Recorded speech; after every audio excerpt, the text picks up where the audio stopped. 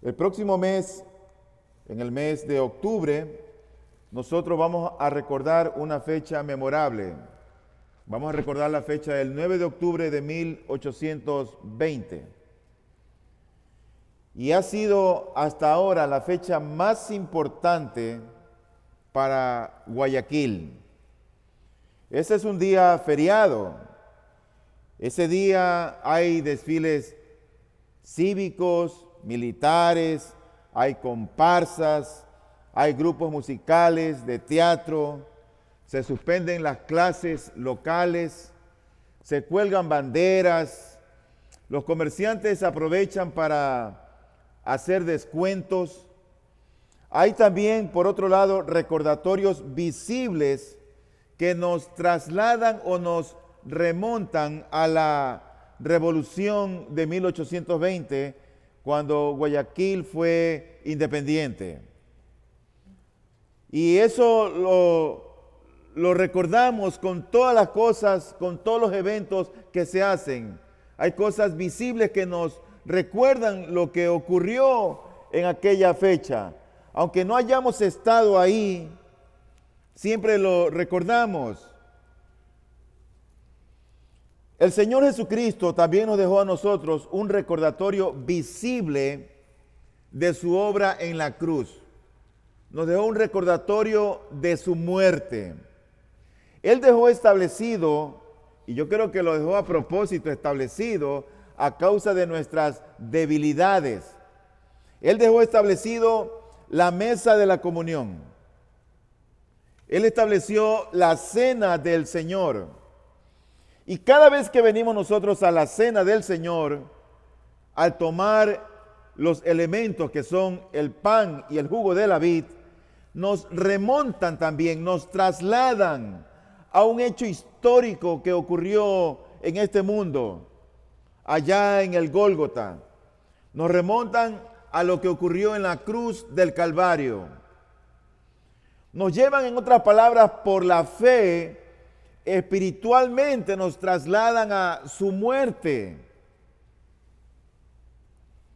Hay verdades que se desprenden de la instrucción acerca de la cena del Señor.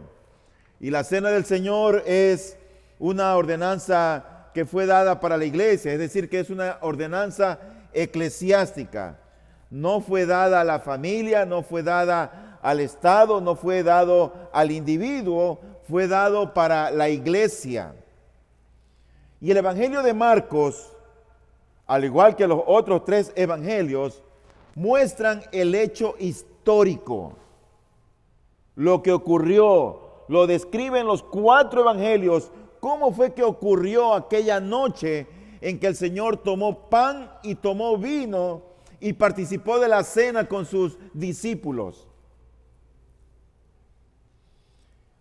Los evangelios nos muestran el hecho histórico.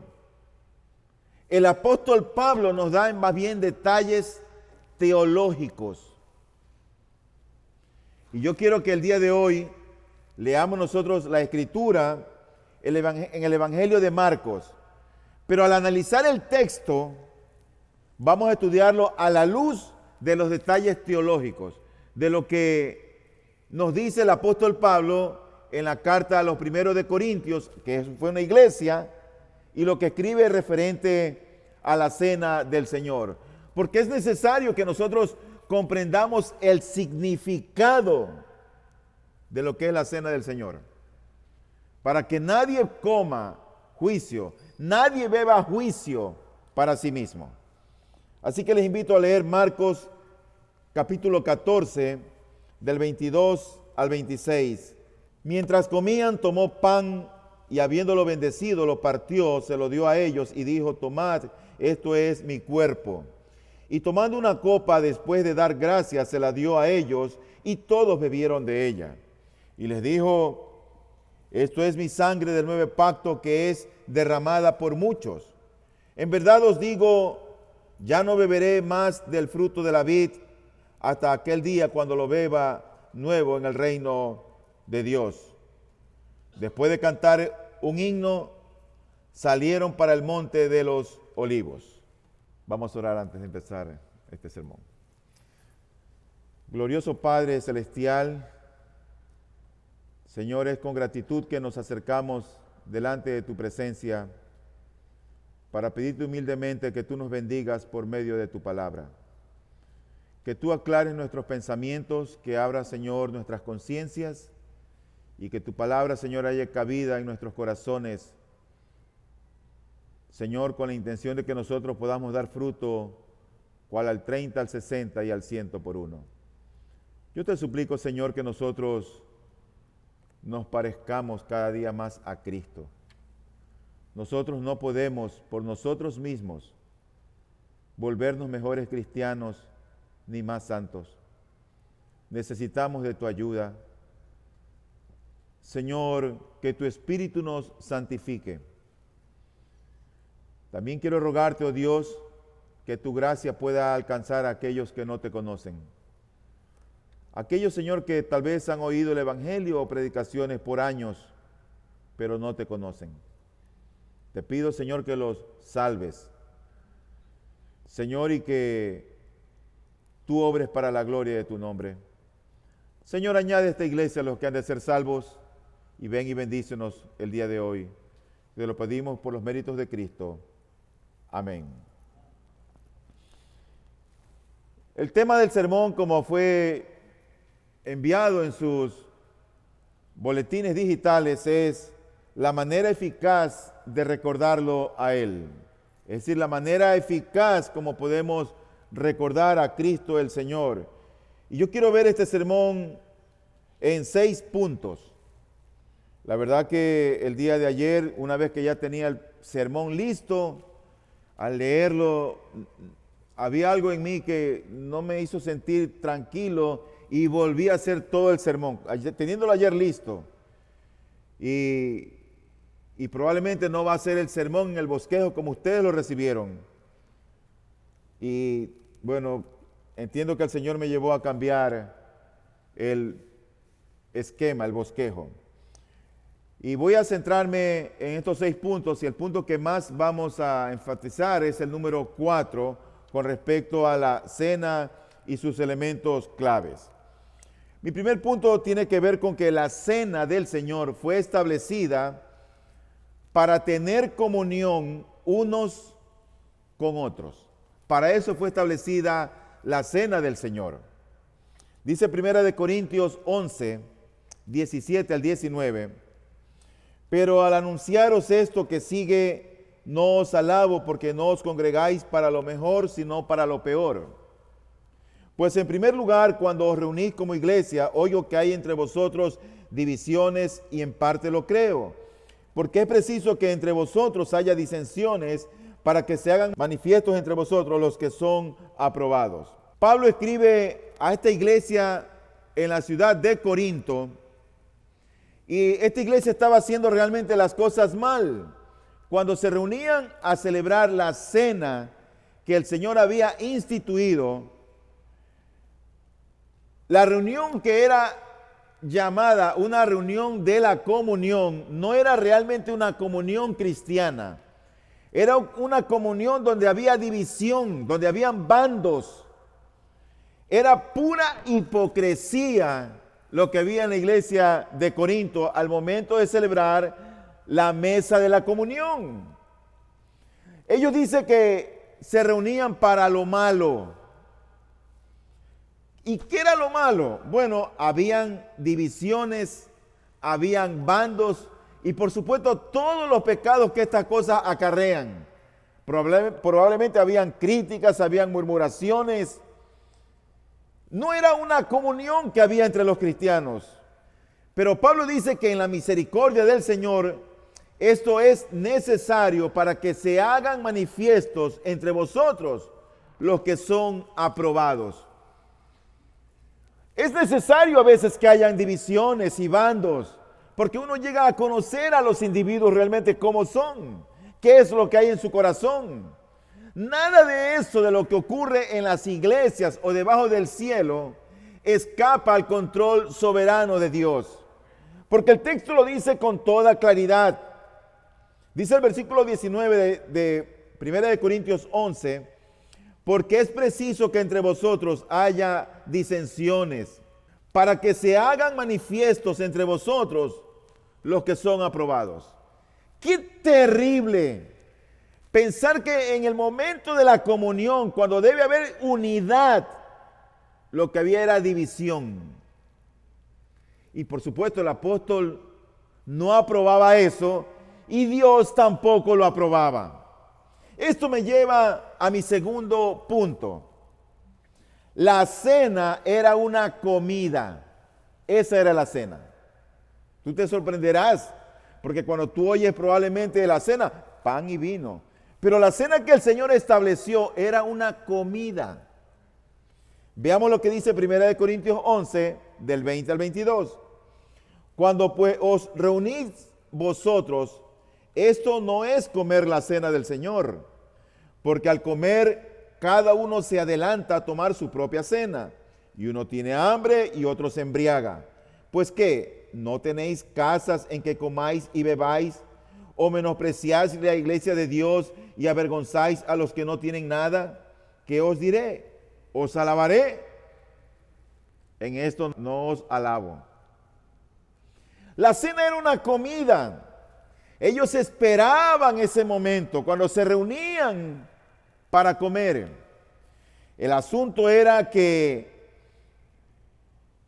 o lo malo era que en esa comida o en esa cena, ellos ponían en práctica dos cosas perversas. Ponían en práctica su glotonería y dejaban a otros sin comer. Y ponían en práctica su borrachera. Se iban de largo con el vino y unos se emborrachaban. Y la cena se había convertido ya no en una reunión de comunión, ya no era para invocar o recordar al Señor, sino para llenarse la barriga y emborracharse. Pero la cena era una comida. Era de verdad algo vergonzoso. Y por eso es que el apóstol Pablo dice, en esto no os alabo. En tercer lugar, veamos ahora la cena instituida. Dice el versículo número 23 de 1 Corintios 11, porque yo recibí del Señor lo que también os he enseñado, que el Señor Jesús, la noche que fue entregado, tomó pan.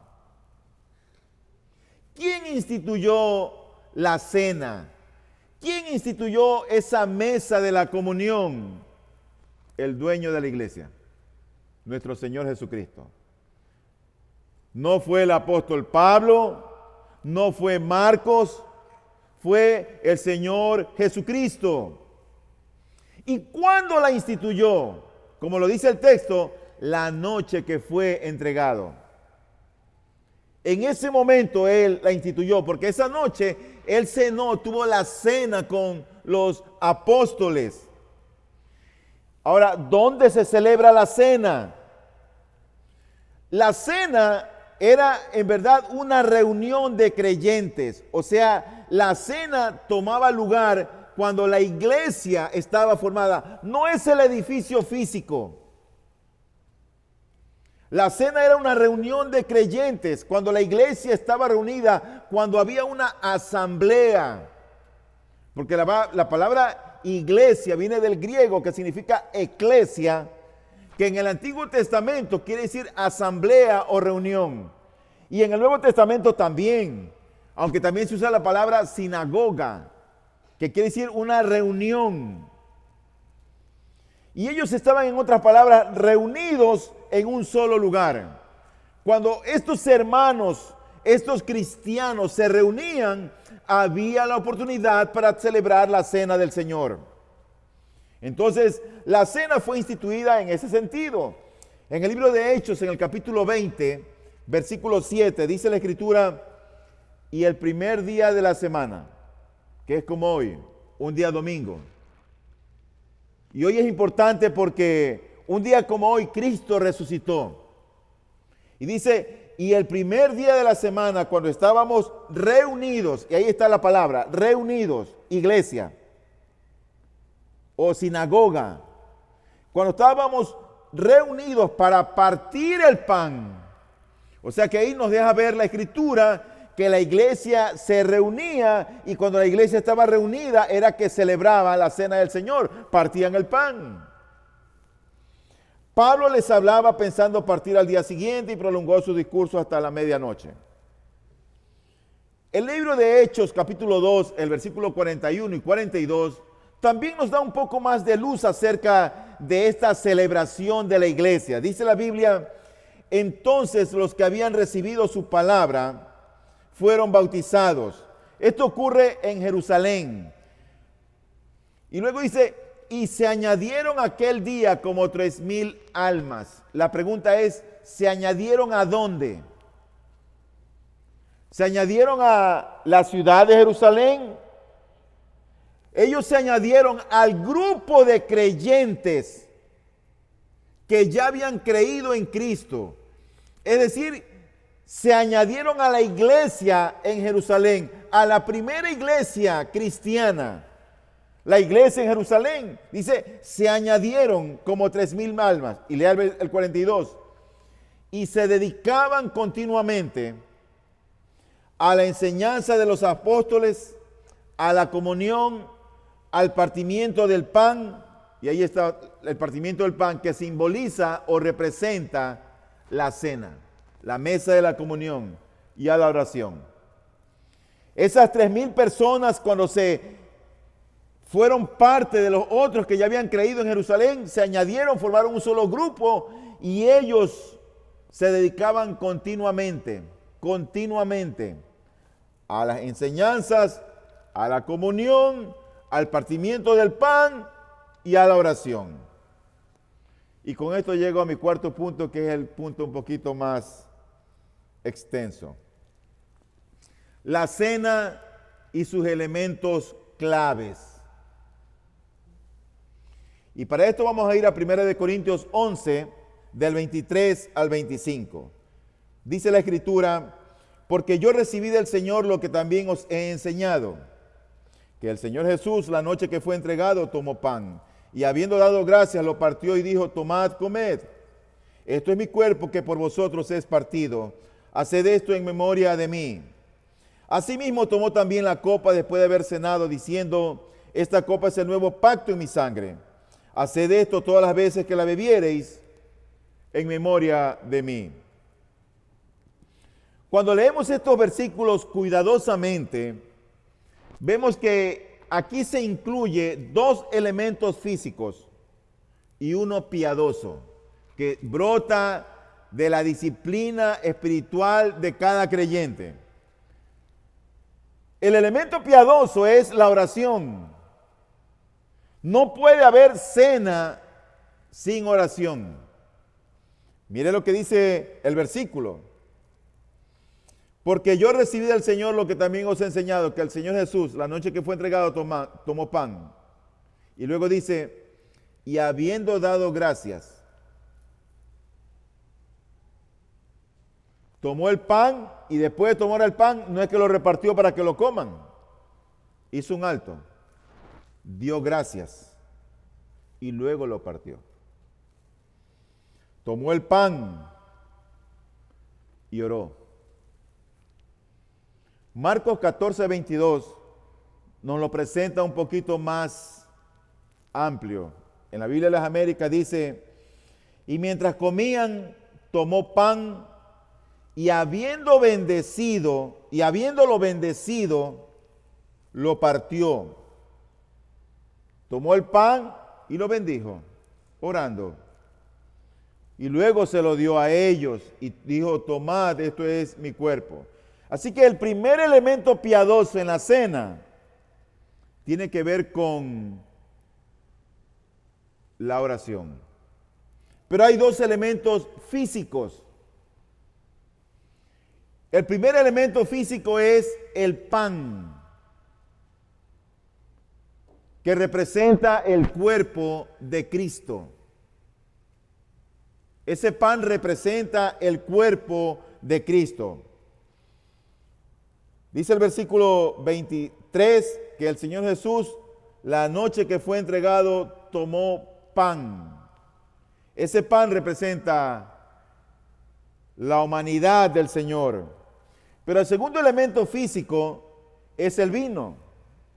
El vino representa la sangre que fue vertida por nuestro Señor en la cruz del Calvario. Dice el versículo 25, asimismo tomó también la copa después de haber cenado, diciendo. ¿Y qué era lo que había en la copa? La copa estaba el vino. Lo importante no era la copa, sino lo que contenía. Pero otro de los elementos que son importantes en la cena del Señor es que la cena es un memorial. La cena es algo que recordamos. Si tú ves cuidadosamente 1 Corintios 11, cuando el Señor toma el pan, dice el versículo 24, y habiendo dado gracias, lo partió y dijo, tomad, comed, esto es mi cuerpo, que por vosotros es partido. Y dice allí, haced esto en memoria de mí. Es un memorial. Es algo que recordamos. No es algo que lo estamos ejecutando como Cristo lo hizo históricamente cuando estaba con sus apóstoles. Luego cuando toma el vino dice lo mismo, vuelve a repetir lo mismo. Y dice el versículo 25, esta copa es el nuevo pacto en mi sangre. Haced esto todas las veces que la bebiereis. Y añade ahí, en memoria de mí. En otras palabras, el acto de la cena del Señor es un memorial. Cuando participamos de la cena estamos recordando algo. En las fiestas octubrinas, nosotros vamos a recordar lo que nuestros héroes hicieron allá el 9 de octubre de 1820. Cuando participamos de la cena del Señor, nosotros recordamos lo que nuestro Salvador hizo en la cruz del Calvario. Y en esta ordenanza, como es un memorial, no es que Cristo es ofrecido a su Padre. No lo estamos ofreciendo a su Padre. Ni se hace ningún sacrificio para la remisión del pecado, ni de los vivos, ni de los muertos. Solamente es un memorial de aquel único ofrecimiento de Cristo en la cruz que se hizo una sola vez y para siempre. No es necesario volver a matar a Cristo y derramar su sangre cada vez que vengamos a tomar la cena del Señor. Cristo hizo ese sacrificio una sola vez y para siempre. Cristo terminó su obra expiatoria en la cruz del Calvario y su obra fue completa. Por eso él dice en el Evangelio de Juan, en el capítulo 19, versículo 30, dice la Biblia que entonces Jesús, cuando hubo tomado el vinagre, dijo, consumado es. Tetelestai. He acabado, he terminado, he concluido. Obra saldada. Eso es lo que quiere decir. Consumado es. Terminó su obra, la completó. Y dice allí que inclinando la cabeza entregó el Espíritu. Por eso que nosotros recordamos cuando venimos a la cena del Señor de manera espiritual la obra de Cristo en la cruz. No es una encarnación, no nos ayuda mágica o físicamente, sino que es un recordatorio, es decir, espiritual y mentalmente nos ayuda. Lo recordamos y le hace bien a nuestras almas cuando entendemos y comprendemos lo que Cristo hizo en la cruz por mí, miserable pecador. Nuestras mentes y aún nuestro espíritu, cuando participamos de la cena, deben estar involucrados bíblicamente.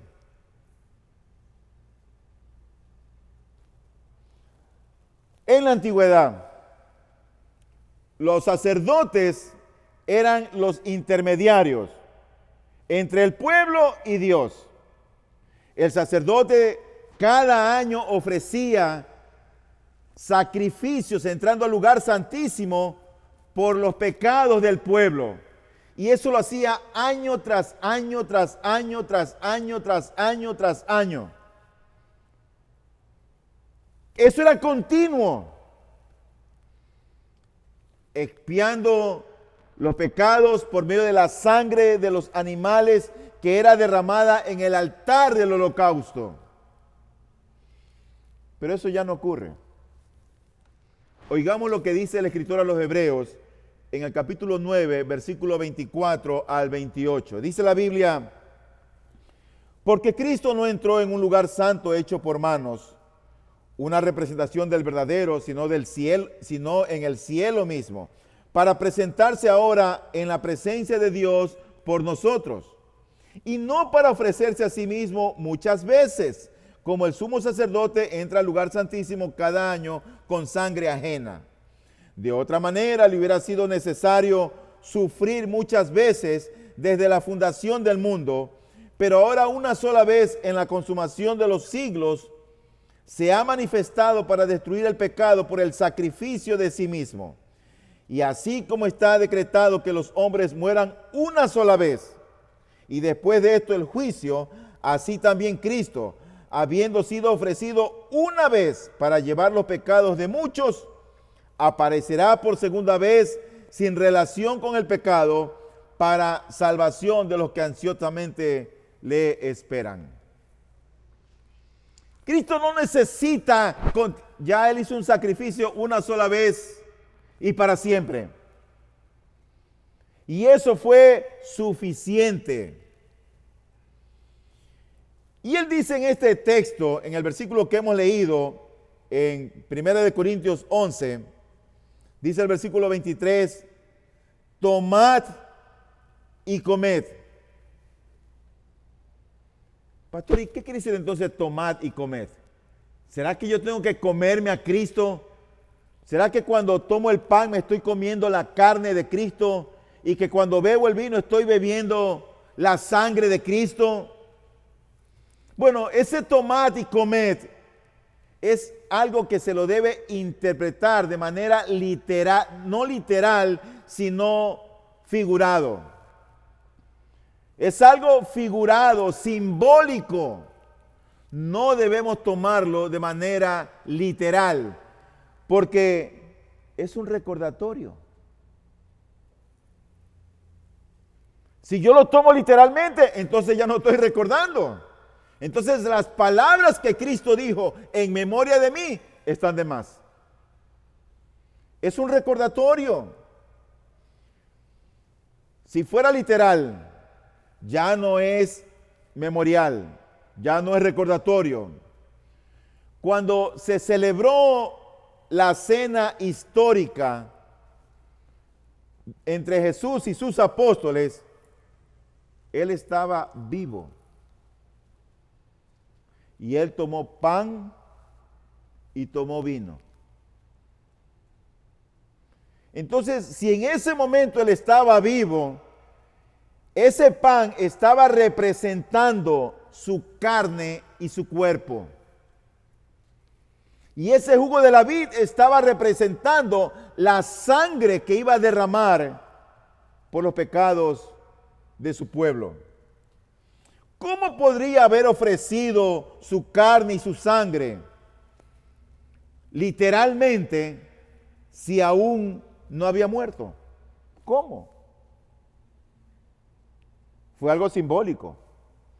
Ese pan y aquel vino eran una representación de su cuerpo y de su sangre.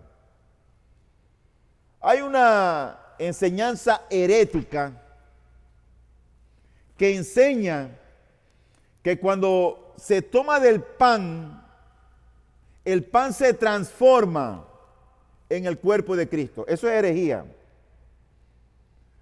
Y que el jugo de la vid o el vino se transforma en la sangre de Cristo. Eso es herejía. Eso es algo herético. Esa es la doctrina herética de la transustanciación que enseña la Iglesia Católica Romana, que no es conforme a las Escrituras. Esa es una doctrina realmente perversa, porque echa abajo el sacrificio santo, perfecto y completo que Cristo hizo en la cruz. Significa que cada vez que vienen a tomar la cena, yo no sé cuánto tiempo le va a durar. Cristo ya está sin sangre por lo que han hecho ellos. Porque todo el mundo está comiendo la sangre, bebiendo la sangre y comiendo el cuerpo. No sé cuántos años más duraría sin sangre. Pero es una doctrina, yo creo que repugnante delante de las Escrituras. Porque ella sostiene que el pan y el vino cambian de sustancia y se transforman en el cuerpo y la sangre de Jesús. Tristemente, nuestra raza, tristemente los ecuatorianos, somos fanáticos. Esa es la palabra. Nos gusta oír y lo que oímos, repetimos. Pero no vamos a la fuente. Por lo general no leemos, no investigamos, sino que como uno hace, así hace otro. Tú no has visto en los grupos, hay un hermano por ahí que escribe y se raja escribiendo una reflexión, una meditación, y la gente responde con lo que otro ha hecho. ¿Qué hace otro? Así. Entonces ellos hacen así también. Eso no lo hizo él, lo hizo otra persona. Y yo no sé si alguien está esforzándose, enviando un comunicado, un mensaje. Bueno, oye, qué buena reflexión. Mira, me agradó mucho esto. Qué bien, me edificó mi alma. Pero eso es fanatismo. Yo creo que la iglesia debe aprender a escudriñar las Escrituras, a leer las Escrituras y ver qué es lo que dice allí. Y si algo no entendemos, preguntar. Pero no asumir o tomar algo porque así me lo enseñaron. Es que así es. No, vea la Biblia. Vea tu Biblia. Por lo tanto, querido hermano, cuando tú participes hoy del pan y del vino, quiero decirte que eso que tú vas a tomar, ese pan y ese vino, es justamente lo que vas a beber y a comer. No se va a transformar en carne, ni se va a transformar en sangre. Como ya lo hemos dicho, sabe a pan porque es harina. El otro sabe a vino porque viene de la uva. No es tampoco objeto de idolatría el pan y el vino que nosotros vamos a tomar. No habrá nada mágico cuando participemos del pan. Debe ser hecho sí con reverencia, recordando lo que Cristo hizo en la cruz. Y esos elementos simbolizan o representan su cuerpo y su sangre derramada. ¿Recuerdas las matanzas que habían en el altar en el Antiguo Testamento? La sangre de becerros, de animales engordados, de palomas, de ovejas. Esa sangre tenía un significado. En la sangre está la vida. Y era la sangre la que expiaba el pecado del pueblo. Bueno, ahora recordamos es la sangre de Cristo. Entonces, ¿pero qué significa tomad y comed? Pastor, usted dijo que ahí está tomad y comed. Sí, muy bien, pero ¿qué significa?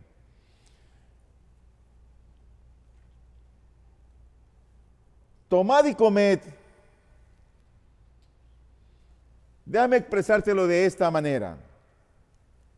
El alimento, lo que tú comes, lo que tú ingieres, solamente es aprovechado si nos apropiamos de él. Tú puedes tener la refrigeradora en tu casa llena, repleta, pero si tú no te apropias de lo que está ahí, no va a ser provechoso para tu cuerpo, de ninguna manera. De igual manera, si nos apropiamos de Cristo por la fe, será provechoso para nuestras almas. Por eso dijo que debemos comer su carne y beber su sangre. En otras palabras, debemos apropiarnos de Cristo, abrazar a Cristo por la fe hoy. Eso es comer su carne y beber su sangre, apropiarse de Él. El Señor lo explicó, el Señor lo dijo. En el Evangelio de Juan, en varios versículos, el 29, el 35 y luego del 47 en adelante, Él dice lo siguiente, dice el 29, respondió Jesús y les dijo, esta es la obra de Dios, que creáis en el que Él ha enviado. Esa es la obra de Él. 35. Jesús les dijo, yo soy el pan de la vida. El que viene a mí no tendrá hambre, y el que cree en mí nunca tendrá sed. Versículo 47 en adelante. En verdad os digo, el que cree tiene vida eterna. Yo soy el pan de la vida. Vuestros padres comieron el maná en el desierto y murieron. Este es el pan que desciende del cielo para que el que coma de él no muera. Yo soy el pan vivo que descendió del cielo. Si alguno come de este pan, vivirá para siempre. Y el pan que yo también daré por la vida del mundo es mi carne. Los judíos entonces contendían entre sí diciendo, ¿cómo puede éste darnos a comer su carne? Entonces Jesús les dijo, en verdad os digo, si no coméis la carne del Hijo del Hombre y bebéis su sangre, no tenéis vida en vosotros. El que come mi carne y bebe mi sangre tiene vida eterna, y yo lo resucitaré en el día final. Porque mi carne es verdadera comida y mi sangre es verdadera bebida. El que come mi carne y bebe mi sangre permanece en mí y yo en él. Como el Padre que vive me envió y yo vivo por el Padre, asimismo el que me come, él también vivirá por mí. Este es el pan que descendió del cielo, no como el que vuestros padres comieron y murieron. El que come este pan vivirá para siempre. ¿Tú quieres comer del pan de la vida eterna? Tienes que abrazar a Cristo. Porque comer de ese pan y beber de esa sangre es abrazarlo a Él, apropiarte de Él. Y Él te garantiza la vida eterna. No importa lo que tú creas que eres. No importa lo que tú hagas. Lo que tiene más valor en esta vida es lo que Cristo dijo con respecto a la vida eterna. Mi amigo, querida amiga, piensa en la vida eterna. No creas por ningún instante que todo se resume a esta vida y tétrica vida. Estamos rodeados del pecado, de situaciones difíciles, de adversidades, de pandemias, de violencia, de corrupción. Este mundo no ofrece nada bueno, pero Cristo nos da el valor para vivir esta vida y para además de eso, tener vida eterna.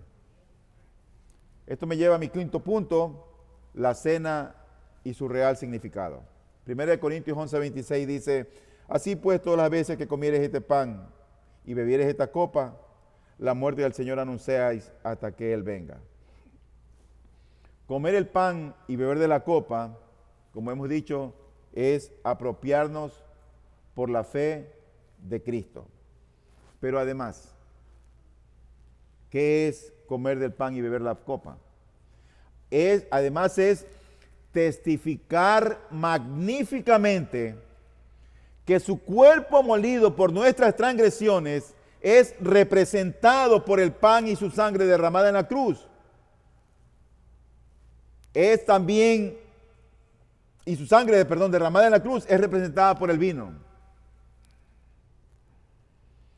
Por eso que dice el texto, todas las veces que comiereis este pan y bebiereis esta copa, la muerte del Señor anunciáis.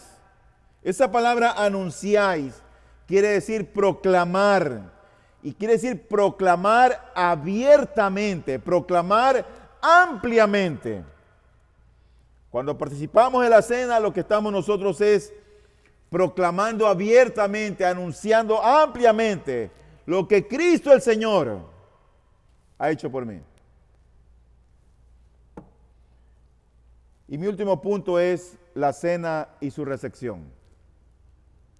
Leemos del versículo 27 al 32. Dice el texto, de manera que cualquiera que comiere este pan o bebiere esta copa del Señor indignamente, será culpado del cuerpo y de la sangre del Señor. Por tanto, pruébese cada uno a sí mismo y coma así del pan y beba de la copa. Porque el que come y bebe indignamente sin discernir el cuerpo del Señor, juicio come y bebe para sí, por lo cual hay muchos enfermos y debilitados entre vosotros y muchos duermen. Si pues nos examinásemos a nosotros mismos, no seríamos juzgados, mas siendo juzgados somos castigados por el Señor para que no seamos condenados con el mundo. Este primer versículo que leímos dice, de manera que cualquiera que comiere este pan o bebiere esta copa del Señor indignamente. La cena y su recepción. ¿Qué es tomar la cena de manera indigna? Eso es lo importante aquí. ¿Qué es tomarla de manera indigna?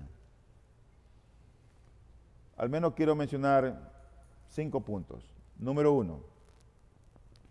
Tomar la cena indignamente es omitir por la fe en Cristo, es decir, anular la fe en Cristo cuando tomas el pan y el vino. Es decir, que para ti no es un recordatorio, solamente pan y vino.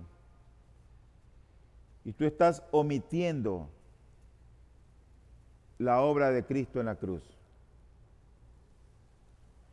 En segundo lugar, tomar la cena de manera indigna es también no probarse, no examinarse y no aprobarte. ¿Cómo? Como a alguien que toma la cena como un alimento cualquiera. Esto, si bien es cierto, es jugo de la vid y es pan, pero no es un alimento cualquiera. Eso simboliza o representa algo. Representa la obra de Cristo en la cruz. Si tú tomas la cena y tú no estás ni recordando ni la obra y no le estás dando valor al cuerpo y la sangre, eso es hacerlo de una manera indigna. En tercer lugar, tomar la cena indignamente es no discernir el cuerpo de Cristo, como lo dice el texto. La cena es para el creyente. La cena no es para todo el que llega a la iglesia.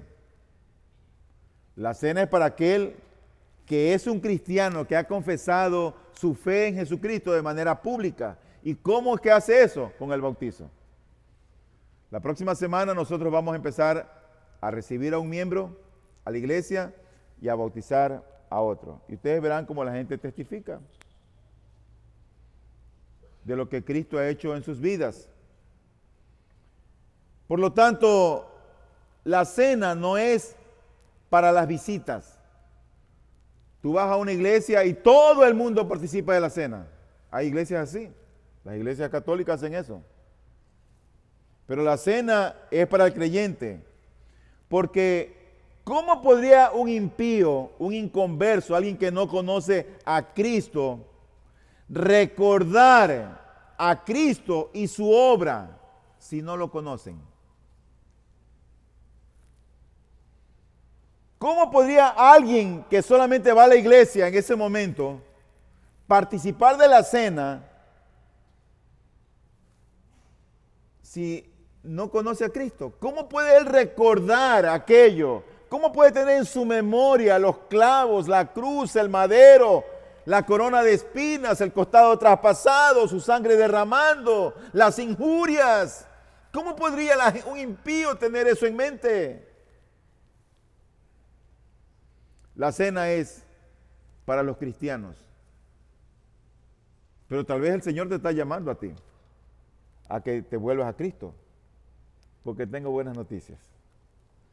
Todavía hay espacio para el pecador que se arrepiente. Todavía hay espacio. Todavía hay lugar. Y tú no solamente puedes participar de esta cena, sino que tú puedes participar más adelante de la gran cena en las bodas del Cordero. Todavía hay lugar. Gracias a Dios. Mientras estemos vivos, hay esperanza. Así que no te desanimes. Si hoy no participas de la cena, no te desanimes. En cuarto lugar, tomar la cena indignamente es no juzgarnos a nosotros mismos. Cuando tú no te juzgas a ti mismo, es tomar la cena con liviandad. Nosotros debemos juzgarnos a nosotros mismos. Es decir, que debemos ser nuestros propios jueces. Debemos autoanalizarnos para ver si no estamos recordando a Cristo. Y finalmente, el resultado de tomar la cena indignamente trae consecuencias. No son las consecuencias que el pastor dicta, no. Es lo que Cristo enseña. Y mira las consecuencias. Es enfermedad y muerte. Dios prefiere llevarse a esas personas antes que sigan tomando la cena de manera indigna. Quiero leer otra vez el mismo texto que he leído, del 27 al 32. De manera que cualquiera que comiere este pan o bebiere esta copa del Señor indignamente, será culpado del cuerpo y de la sangre del Señor. Por tanto, pruébese cada uno a sí mismo y coma así del pan y beba de la copa. Porque el que come y bebe indignamente, sin discernir el cuerpo del Señor, no lo discierne, juicio come y bebe para sí. ¿Y cuál es el juicio? Lo que viene. Por lo cual hay muchos enfermos y debilitados entre vosotros y muchos duermen. O sea que muchos murieron. Y eso de parte del Señor. Luego dice, si pues nos examinásemos a nosotros mismos, o sea, si nos autoevaluamos a nosotros mismos, no seríamos juzgados. Pero como no lo hacemos, dice él, entonces Dios nos juzga. Dice, mas siendo juzgados, somos castigados por el Señor para que no seamos condenados con el mundo. O sea que a sus santos, Él prefiere matarlos de alguna manera y llevárselos. Y eso también de una manera misericordiosa, porque Cristo murió por aquel o aquella que tal vez está pecando de tomar la cena indignamente. ¿Para qué? Para no ser condenado con el mundo. No es que lo está condenando, para no ser condenado con el mundo.